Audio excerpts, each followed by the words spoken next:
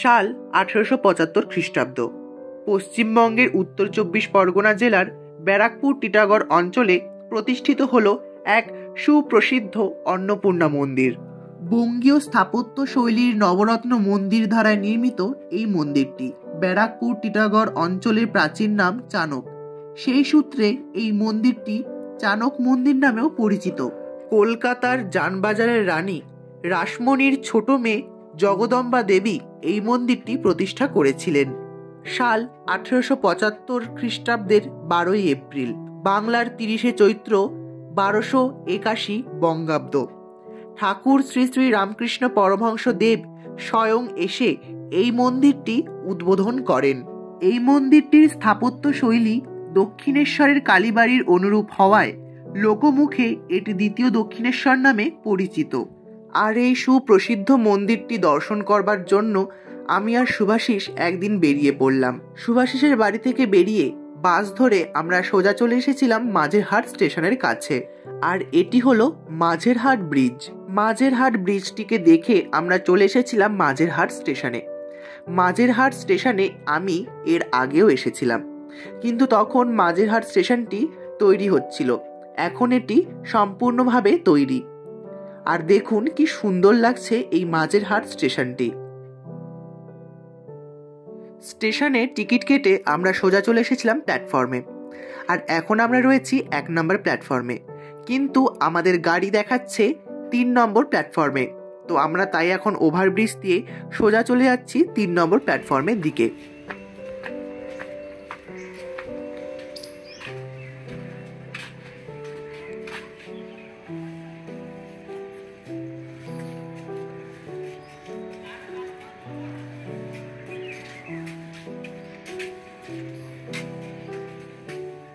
প্ল্যাটফর্মে পৌঁছতে না পৌঁছতেই আমাদের ট্রেনটিও চলে এসেছিল। ঘড়িতে এখন সময় সকাল 7:27। আর এই দেখুন আমাদের ট্রেনটিও চলে এসেছে। তো চলুন এবার জার্নিটা শুরু করা যাক। নমস্কার, অপুর পাঁচালীর একটি নতুন অধ্যায়ে আপনাদের সবাইকে স্বাগত। ট্রেন থেকে সমস্ত প্যাসেঞ্জার নেমে যাওয়ার পর আমি আর শুভাশিস উঠে পড়লাম ট্রেনটিতে। আর দেখতে দেখতে কিছুক্ষণের মধ্যে আমাদের ট্রেনটিও ছেড়ে দিল।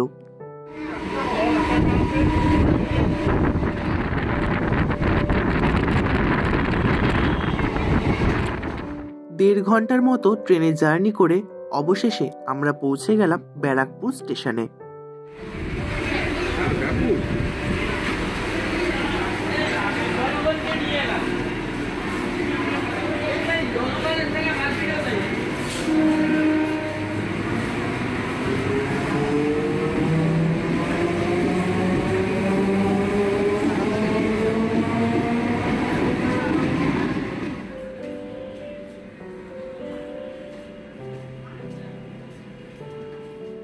ট্রেনটি আমাদের 4 নম্বর প্ল্যাটফর্মে নামিয়েছে। তো এবার আমরা চলে যাচ্ছি স্টেশনের বাইরের দিকে।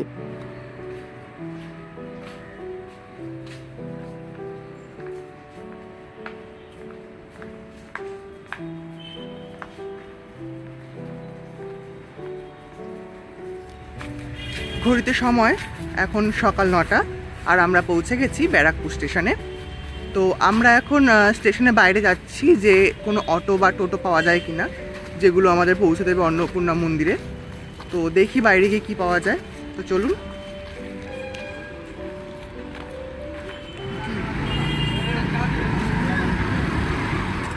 স্টেশন থেকে বাইরে বেরিয়ে আমরা একটা অটো পেয়ে গিয়েছিলাম, যেটি আমাদের পৌঁছে দেবে একেবারে অন্নপূর্ণা মন্দিরের সামনে। রানী রাসমণি কাশী যাবার পথে স্বপ্নাদেশ পান যে দক্ষিণেশ্বরের গঙ্গার তীরে ভবতারিণী মন্দির প্রতিষ্ঠা করার, যার ফলে তিনি কাশী যাবার পরিকল্পনা ত্যাগ করেন। পরবর্তীকালে জগদম্বা দেবীর স্বামী মথুরামোহন বিশ্বাস কাশীতে যান এবং সেখানের অন্নপূর্ণা মন্দির দর্শন করে তার ইচ্ছে হয়েছিল যে তিনি কলকাতায় ফিরে এসে একটি অন্নপূর্ণা মন্দির প্রতিষ্ঠা করবেন, কিন্তু তার দেহ অবসানের ফলে তিনি সেই ইচ্ছে পূরণ করতে পারেননি। মথুরামোহনের ইচ্ছাকে রূপ দিতে তার স্ত্রী জগদম্বা দেবী এই মন্দির তৈরি করিয়েছিলেন। মন্দিরের পূর্ব দিকের প্রধান প্রবেশদ্বারের ওপর একটি সিংহমূর্তি রয়েছে। সেই সময় স্থানীয় ইংরেজ সরকার এই সিংহের মূর্তিকে সরিয়ে নেওয়ার জন্য মন্দির কর্তৃপক্ষকে চাপ দিয়েছিলেন। তাদের বক্তব্য ছিল যে এটা ব্রিটিশ সাম্রাজ্যের প্রতীক।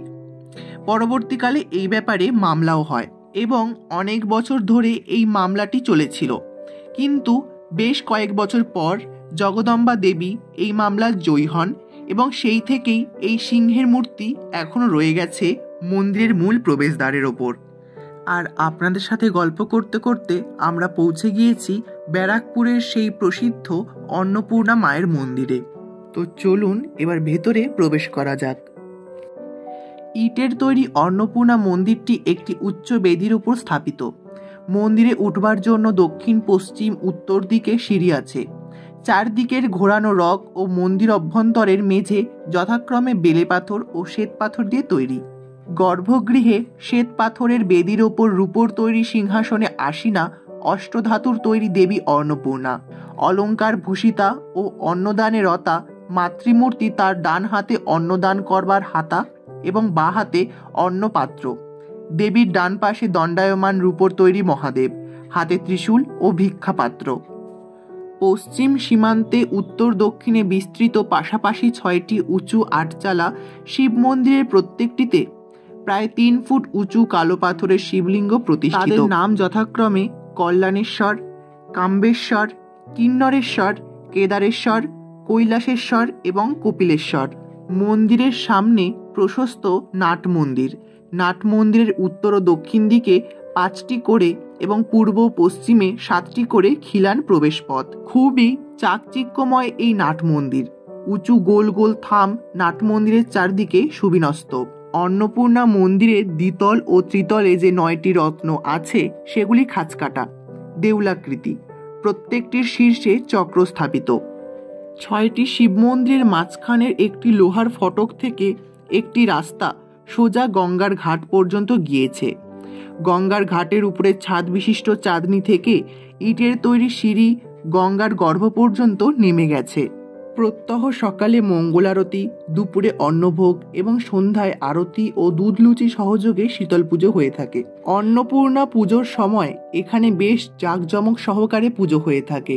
মন্দিরে প্রতিষ্ঠিত অন্নদাত্রী দেবী অন্নপূর্ণার বিগ্রহটি অষ্টধাতুর শ্রী শ্রী শিব শক্তি অন্নপূর্ণা ঠাকুরানী নামে পরিচিত। এই মন্দিরে শ্রী শ্রী রামকৃষ্ণদেব পদার্পণ করেছিলেন 4 বার। প্রথমবার জমি ক্রয়কালে, দ্বিতীয়বার মন্দিরের ভিত স্থাপনে, তৃতীয়বার এসেছিলেন মন্দির প্রতিষ্ঠার দিন এবং চতুর্থবার এসেছিলেন 1882 সালের উল্টো রথের দিন। এবার আমরা মা গঙ্গাকে প্রণাম করে বেরিয়ে পড়লাম আমাদের বাড়ির উদ্দেশ্যে। আজকের মতো আমার এই ভিডিওটি আমি এখানেই শেষ করছি। আমার ভিডিওটি ভালো লাগলে অবশ্যই একটি লাইক করে দেবেন। আমার চ্যানেলে নতুন হলে চ্যানেলটিকে সাবস্ক্রাইব করতে ভুলবেন না যেন। দেখা হচ্ছে আবার একটি নতুন অধ্যায়। ধন্যবাদ।